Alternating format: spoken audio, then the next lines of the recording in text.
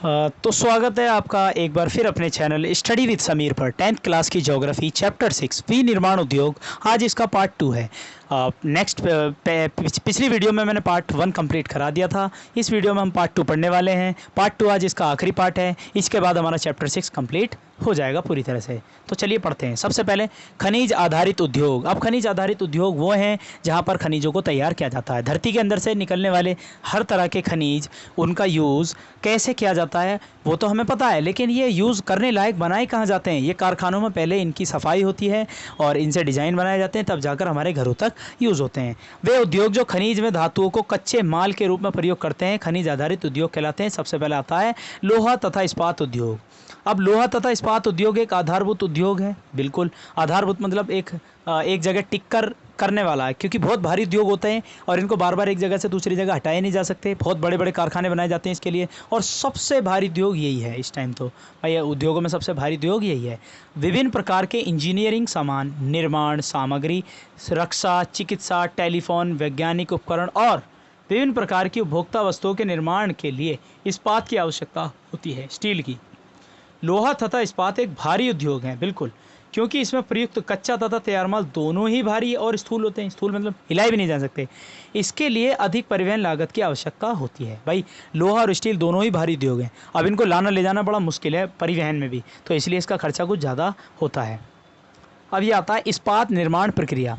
कच्चे माल का कारखानों तक परिवहन होता है सबसे पहले। फिर झोंकदार भट्टी, लौह अयस्क का गलाया जाना। यहाँ पर गलाया जाना। चूना पत्थर एक सहायक खनिज है, इसमें मिलाया जाता है। धातु का मैल हटाया जाता है। अयस्क को गर्म करने के लिए कोक का ईंधन के रूप में इस्तेमाल किया जाता है। कोक मतलब कोयला है। कोयले से लोहे को पिघलाया जाता है। ये था झोंकदार भट्टी। ढलवा लोहा, तरल पदार्थ को सांचों में डाला जाता है, जिसे ढलवा लोहा कहा जाता है। ढलवा लोहा मतलब वो उबलती हुई आग बन जाती है, पानी पानी सी, उसको फिर सांचों में भर दिया जाता है। सांचों में भरने से क्या होता है, वो सांचों में बैठ जाती है। इस्पात बनाना, ढलवा लोहे को पुनः गलाकर ऑक्सीकरण द्वारा अशुद्धता हटाकर तथा मैग्नीज निकल क्रोमियम मिलाकर शुद्ध किया जा सकता है। इससे स्टील बन जाती है। ठीक है। धातु को आकार देना रोलिंग के जरिए, प्रेसिंग के जरिए, ढलाई और गढ़ाई के जरिए, इससे धातु का आप आकार दे सकते हैं। ठीक है। चलिए तो उसके बाद पढ़ते हैं आगे। इस्पात को कटोरे बनाने के लिए इसमें मैग्नीज की कुछ मात्रा की भी आवश्यकता होती है।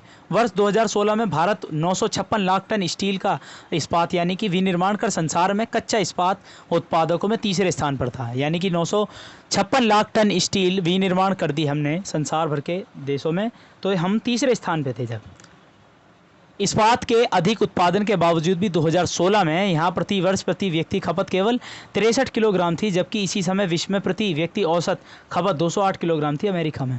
कहने का मतलब क्या है, हम सिर्फ हर एक व्यक्ति हर साल 63 किलोग्राम स्टील ही यूज़ कर पाता है, और वहीं अमेरिका का एक व्यक्ति हर साल 208 किलोग्राम स्टील की खपत कर देता है।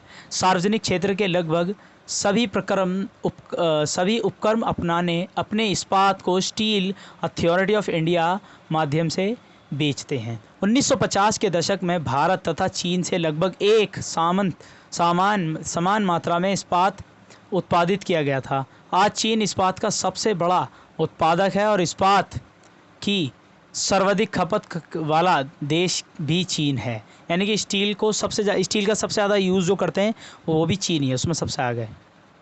भारत में छोटा नागपुर के पठारी क्षेत्र में अधिकांश लोहा तथा इस्पात उद्योग केंद्र स्थित हैं। ठीक है। यद्यपि भारत संसार का एक महत्वपूर्ण लोह इस्पात उत्पादक देश है, हम इनके पूर्ण संभाव्य का विकास नहीं कर पाए हैं। इसके निम्न कारण हैं। क्या कारण है? पहला, उच्च लागत तथा कोकिंग कोयले की सीमित उपलब्धता। भाई हम इनके यहाँ से पढ़ा जा रहा है कि कुछ हमारी कमियाँ भी हैं, जो विकास नहीं कर पा रहे हैं, या जो हम विकास नहीं कर पा रहे हैं उसमें कुछ कमियाँ भी हैं। पहला, उच्च लागत तथा कोकिंग कोयले की सीमित उपलब्धता। कोकिंग कोयला अगर ज़्यादा मिलेगा तो लोहे को आसानी से पिघलाया जा सकता है। कम श्रमिक उत्पादकता, भाई श्रमिक हैं तो उत्पादन कम हो रहा है। ऊर्जा की अनियमित पूर्ति, भाई ऊर्जा जो है पूरी तरह से नहीं मिल पाती है कभी कभी। अविकसित अवसंरचना आदि, अब संरचना जो है वो बिल्कुल अविकसित है। हम भी उच्च कोटि का इस्पात दूसरे देशों से आयात करते हैं। हम भी जो अच्छे किस्म का इस्पात है वो अपने देश से दूसरी कंट्री में भेजते हैं। निजी क्षेत्र में उद्यमियों के प्रयत्न से तथा उदारीकरण में प्रत्यक्ष विदेशी निवेश ने इस उद्योग को प्रोत्साहन दिया है। यानी कि निजी क्षेत्र में उद्यमों के प्रयत्न से तथा उदारीकरण में प्रत्यक्ष विदेशी निवेश ने इस उद्योग की प्रोत्साहन दिया है। उद्योगों में प्रोत्साहन देने के लिए दुनिया भर के जो देश हैं, वहाँ के जो अमीर अमीर लोग हैं, उन्होंने भारत में आकर बहुत सारे उद्योगों में निवेश किया है। निवेश का मतलब आपको पता होना चाहिए, पैसा खर्च करके गए हैं किसी चीज़ पर, और इसलिए खर्च करके गए हैं ताकि आने वाले समय में उसका लाभ मिले। एल्यूमिनियम प्रगलन। भारत में एल्यूमिनियम प्रगलन दूसरा सर्वाधिक महत्वपूर्ण धातु शोधन उद्योग है। यह हल्का, जंग भी अवरोधी, ऊष्मा का सुचालक, लचीला तथा अन्य धातुओं के मिश्रण से अधिक कठोर बनाया जा सकता है। हवाई जहाज़ बनाने में, बर्तन तथा तार बनाने में इसका प्रयोग किया जाता है। इस्पात का देश के एल्यूमिनियम प्रगलन संयंत्र ओडिशा, पश्चिम बंगाल, केरल, उत्तर प्रदेश, छत्तीसगढ़, महाराष्ट्र में तमिलनाडु राज्यों में स्थित है। देश का एल्यूमिनियम प्रगलन, और एल्यूमिनियम से ही जहाज़ बनाए जाते हैं। ठीक है। रसायन उद्योग। भारत में रसायन उद्योग तेज़ी से विकसित हो रहा है तथा फैल रहा है। यह उद्योग एशिया का तीसरा बड़ा तथा विश्व में आकार की दृष्टि से 12वें स्थान पर है। अकार्बनिक और कार्बनिक दोनों क्षेत्रों में तीव्र वृद्धि दर्ज की गई है। अकार्बनिक और कार्बनिक दोनों क्षेत्रों में तीव्र वृद्धि दर्ज की गई है। ठीक है। कार्बनिक और अकार्बनिक आपको पता है ना, खाद। अकार्बनिक रसायनों में सल्फ्यूरिक अम्ल यानी कि उर्वरक, कृत्रिम वस्त्र, प्लास्टिक, गोंद, रंग, रोगन, डाई आदि होते हैं। ये अकार्बनिक रसायन है जिससे मिट्टी खराब हो सकती है। और कार्बनिक रसायनों में पेट्रो रसायन शामिल है। बस जो कृत्रिम वस्त्र, रबर, प्लास्टिक, रंजक पदार्थ, दवाइयाँ, औषधि रसायनों के बनाने में प्रयोग किए जाते हैं। तो यानी कि जो कृत्रिम वस्त्र हाथ से तैयार किए जाते हैं, कृत्रिम वस्त्र उन्हें कहते हैं। रबर हो या प्लास्टिक, रंजक पदार्थ या दवाइयाँ, औषधि रसायनों के बनाने में प्रयोग किया जाता है। बहुत सारे रसायन हैं जिनका बनाने में प्रयोग किया जाता है। उर्वरक उद्योग। 3 मुख्य पोषक उर्वरक नाइट्रोजन, फॉस्फेट में पोटाश शामिल है। तीसरा अर्थात पोटाश पूरी तरह आयात किया जाता है, पोटाश मंगाया जाता है। ठीक है। यानी कि पोटाश पूर्णतः आयात किया जाता है। हरित क्रांति के पश्चात यह उद्योग देश के अन्य उद्योग अनेक भागों में भी फैल गए हैं। गुजरात, तमिलनाडु, उत्तर प्रदेश, पंजाब और केरल राज्य कुल उर्वरक उत्पादन का लगभग 50% उत्पादन करते हैं। ठीक है। जितना भी उर्वरक उगाया जाता है उसमें 50% तो सिर्फ ये राज्य कर देते हैं। गुजरात, तमिलनाडु, उत्तर प्रदेश, पंजाब और केरल राज्य। सीमेंट उद्योग। इस उद्योग को भारी व स्थूल कच्चे माल जैसे चूना, पत्थर, सिलिका और जिप्सम की आवश्यकता होती है। रेल परिवहन के अतिरिक्त इसमें कोयला तथा विद्युत ऊर्जा की आवश्यकता होती है। इस उद्योग की इकाइयाँ गुजरात में लगाई गई हैं, सीमेंट, और क्योंकि यहाँ से इसे खाड़ी के देशों के बाज़ारों की उपलब्धता है। अब खाड़ी के देशों की तरफ देखें। पहला सीमेंट उद्योग सन 1904 में चेन्नई में लगाया गया था। स्वतंत्रता के बाद इस उद्योग का प्रसार हुआ। यह उद्योग उत्पादन को तथा निर्यात दोनों ही रूपों में प्रगति पर है। यह उद्योग जो है प्रगति पर है अपना। अब आता मोटर गाड़ी उद्योग। मोटर गाड़ी यात्रियों तथा सामान के तीव्र परिवहन के साधन है। भारत में विभिन्न केंद्रों पर ट्रक चलती हैं, बसें, कारें, मोटरसाइकिल, स्कूटर, तिपहियाँ तथा बहुउपयोगी वाहन निर्मित किए जाते हैं। यहाँ उद्योग दिल्ली, गुड़गांव, मुंबई, पुणे, चेन्नई, कोलकाता, लखनऊ, इंदौर और हैदराबाद, जमशेदपुर तथा बेंगलुरु के आसपास स्थित है। यह उद्योग दिल्ली में, गुड़गांव, ये बहुत सारी जो जगह नाम बताई यहाँ स्थित हैं ये उद्योग। सूचना प्रौद्योगिकी तथा इलेक्ट्रॉनिक उद्योग। इलेक्ट्रॉनिक उद्योग के अंतर्गत भाई इलेक्ट्रॉनिक वो है जो फ़ोन, चार्जर, ब्लूटूथ और आईपोड वगैरह, ये सब इलेक्ट्रॉनिक उद्योग के अंतर्गत आने वाले उत्पादों में ट्रांजिस्टर से लेकर, ट्रांजिस्टर मतलब रेडियो का छोटा रूप होता है, टेलीविज़न, टेलीफोन और cellular telecom, telephone exchange, radar, computer तथा दूरसंचार उद्योग के लिए उपयोगी अनेक अन्य उपकरण तक बनाए जाते हैं। टेलीफोन एक्सचेंज, रडार, कंप्यूटर तथा दूरसंचार। बेंगलुरु भारत की इलेक्ट्रॉनिक राजधानी के रूप में उभरा है। बेंगलोर जो है भारत की इलेक्ट्रॉनिक राजधानी कहा जाता है उसे। भारत में सूचना प्रौद्योगिकी उद्योग के सफल होने का कारण हार्डवेयर व सॉफ्टवेयर का निरंतर विकास है। भारत की जो सूचना प्रौद्योगिकी ठीक हुई है उसका ज़्यादातर जो सफलता मिलेगी या जिसको तारीफ मिलेंगी वो कारण है हार्डवेयर व सॉफ्टवेयर का निरंतर विकास। ठीक है।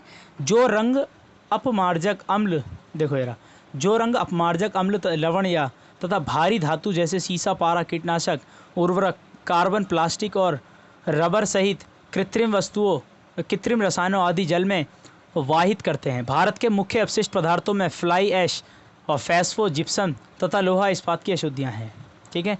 तापीय प्रदूषण, जब कारखानों तथा ताप घरों से गर्म जल को ठंडा किए ही नदियों तथा तालाब में छोड़ दिया जाता है तो जल में तापीय प्रदूषण होता है। जलीय जीवन पर इसका क्या प्रभाव होगा बताएं। परमाणु ऊर्जा संयंत्रों के अपशिष्ट में परमाणु सशस्त्र उत्पादक कारखानों से कैंसर, जन्मजात विकार तथा अकाल प्रभाव जैसे बीमारियां होती हैं। मृदा व जल प्रदूषण आपस में संबंधित हैं। मलबे का ढेर, विशेषकर कांच, हानिकारक रसायन, औद्योगिक बहाव, पैकिंग, लवण तथा कूड़ा करकट मृदा को अनुपजाऊ बनाता है। वर्षा के जल के साथ ये प्रदूषक जमीन से रिसते हुए भूमिगत जल तक पहुंचकर उसे भी दूषित कर देते हैं।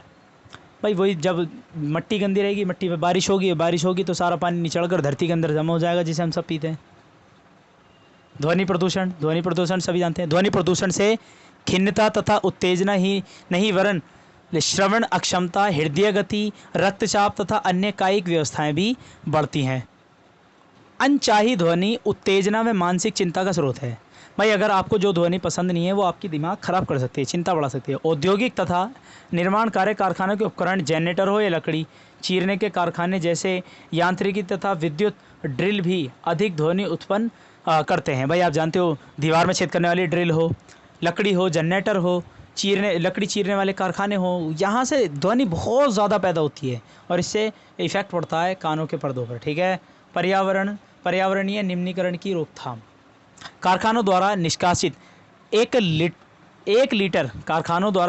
1 लीटर अपशिष्ट से लगभग 8 गुना स्वच्छ जल दूषित होता है। इसके कुछ निम्न सुझाव हैं। विभिन्न प्रक्रियाओं में जल का न्यूनतम उपयोग तथा जल का 2 या अधिक उत्तरोत्तर अवस्थाओं में पुनर्चक्रण द्वारा पुनः उपयोग। भाई ये होता है जल को बचाना, पुनः उपयोग करना। जल की आवश्यकता पूर्ति हेतु वर्षा जल संग्रहण किया जा रहा है। नदियों में, तालाबों में गर्म जल तथा अपशिष्ट पदार्थों को प्रवाहित करने से पहले उनका शोधन करना, और इसमें अपशिष्ट जल को पुनर्चक्रण द्वारा पुनः प्रयोग योग्य बनाया जाता है। जहां भूमिगत जल का स्तर कम है वहां लोगों द्वारा इसके अधिक निष्कासन पर कानूनी प्रतिबंध होना चाहिए। भाई जहाँ भूमिगत जल कम है वहाँ से निकाला ही नहीं जाना चाहिए, पानी पीने के लिए निकाला जाए बस।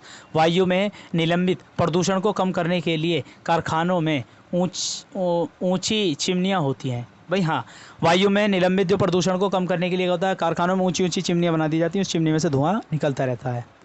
कारखानों में कोयले की अपेक्षा तेल व गैस के प्रयोग से धातुओं के निष्कासन में कमी लाई जा सकती है तथा जनरेटर में साइलेंसर लगाया जा सकता है। ध्वनि अवशोषित करने वाले उपकरणों के इस्तेमाल के साथ कानों पर शोर नियंत्रण उपकरण भी पहनने चाहिए।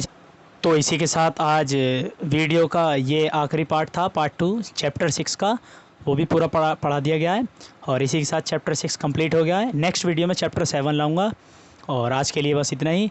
Thank you. अगर वीडियो अच्छी लगी हो तो लाइक करें, चैनल को सब्सक्राइब करें। Thanks for all.